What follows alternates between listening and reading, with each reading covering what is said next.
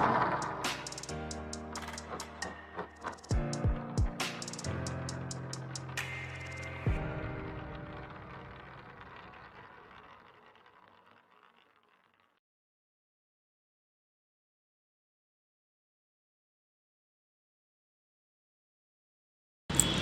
Friend, I am doctor Harshad Rawal, MD homeopaths, और मेरी channel में आपका स्वागत है।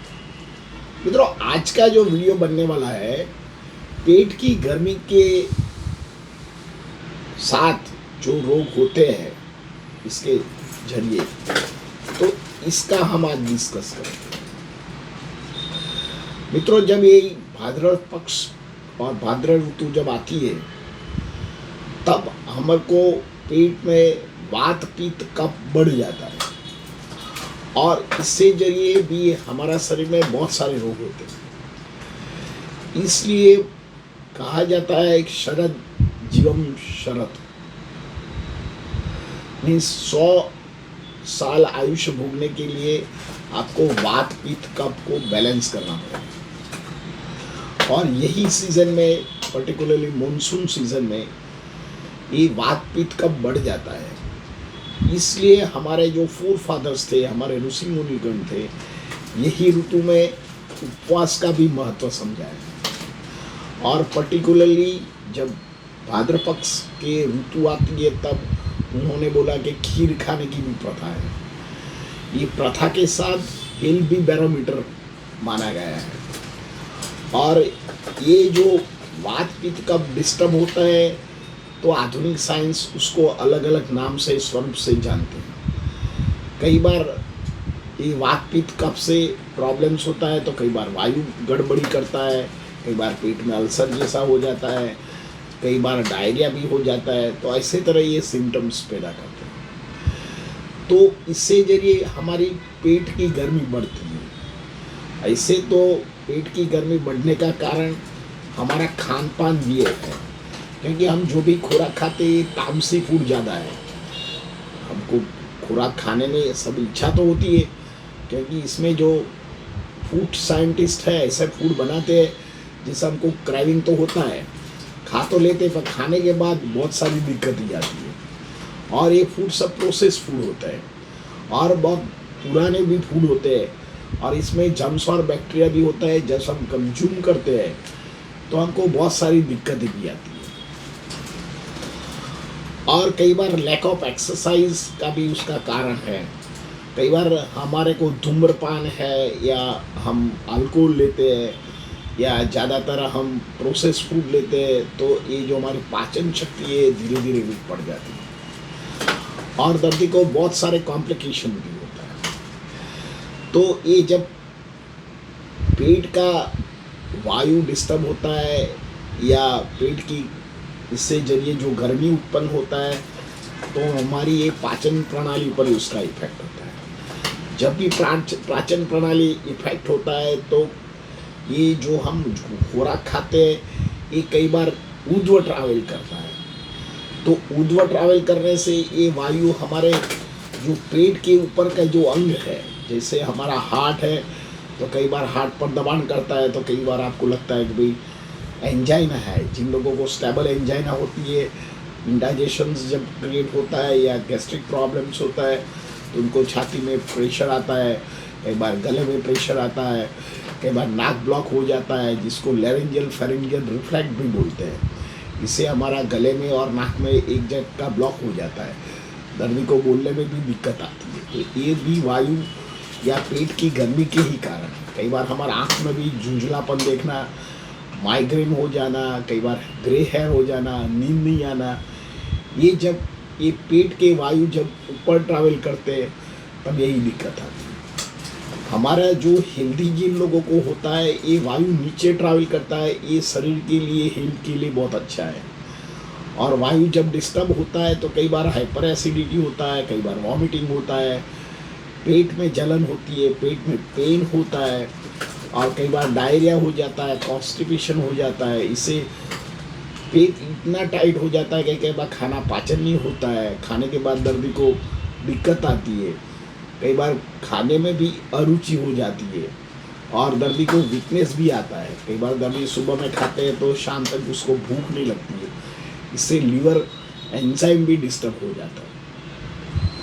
और पेट में जो गुड बैक्टीरिया है, जिसको गट्स बैक्टीरिया बोलता है, इसमें भी डिस्टर्बेंस आ जाता है।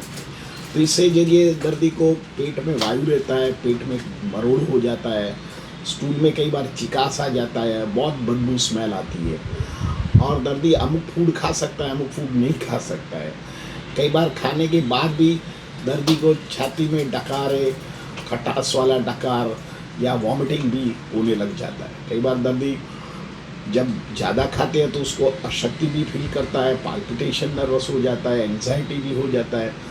तो ये सब कुछ पेट की गर्मी के कारण उत्पन्न हुए प्रॉब्लम की वजह से है।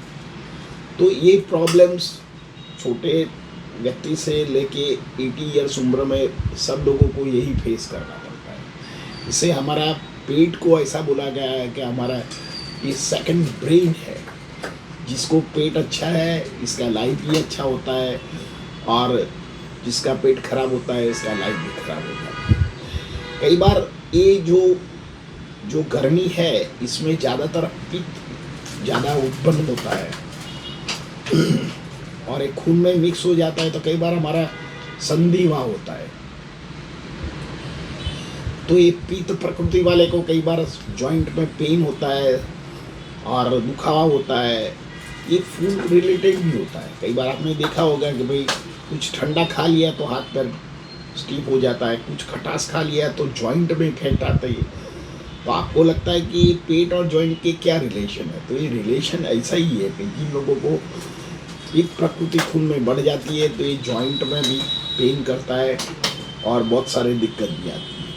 आप कोई बाह्य उपचार करने से ये नहीं मिटता है। जब तक आपकी प्रकृति वात पित्त कफ को जो बैलेंस नहीं कर पाते और आप उसकी प्रॉपर दवा नहीं लेते तो ये रोग मिटता नहीं है। आप लाइफ लॉन्ग रोग के साथ रहना पड़ता है। ऐसे तरह कई बार कफ प्रकृति में पेट में भी बड़ा रोल है। कई बार दर्दी खाता है तो खाने के बाद उसको कफिंग होता है, कई बार ड्राई कफ होता है, कई बार इतना कफ होता है कि दर्दी को 1-2 आवर्स चलता है। तो जब तक डाइजेशन नहीं होता है दर्दी को खांसी रहता ही है।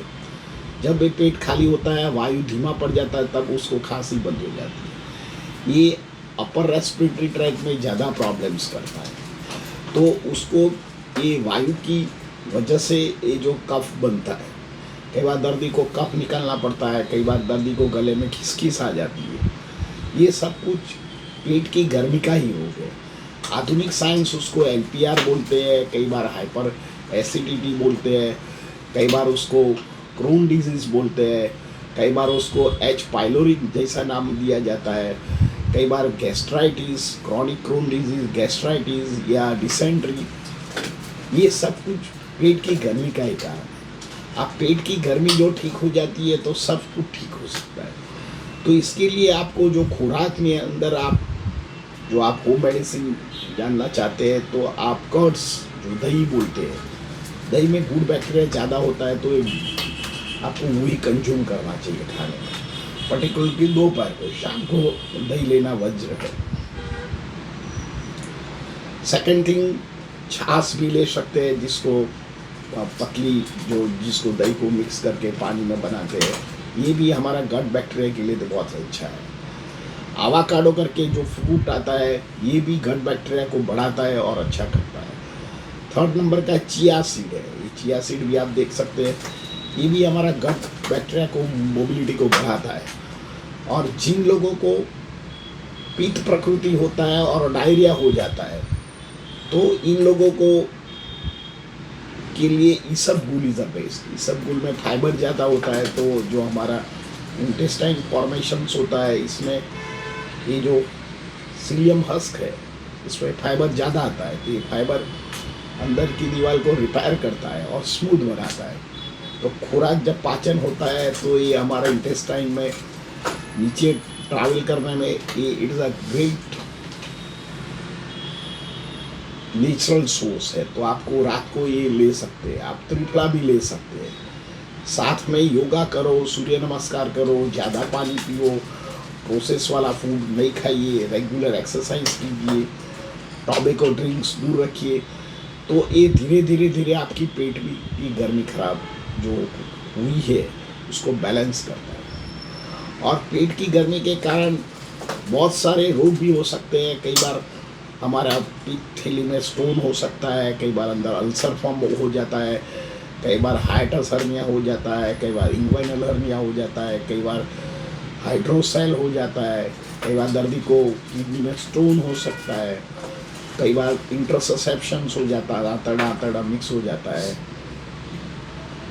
कई बार अपेंडिसाइटिस होता है। ये सब पेट की गर्मी का ही कारण है। सेकंड थिंग, कई बार पेट में जो डायबिटीज़ होता है या कैंसर हो जाता है, पेनक्रियाटाइटिस हो जाता है या किडनी फेल हो जाना और ऑर्गन में हिपेटाइटिस और लिवर सिरोसिस और फैटी लिवर, ये भी कारण पेट की गर्मी का ही है। तो जिनका पेट अच्छा है ये सब कुछ ठीक कर सकते हैं।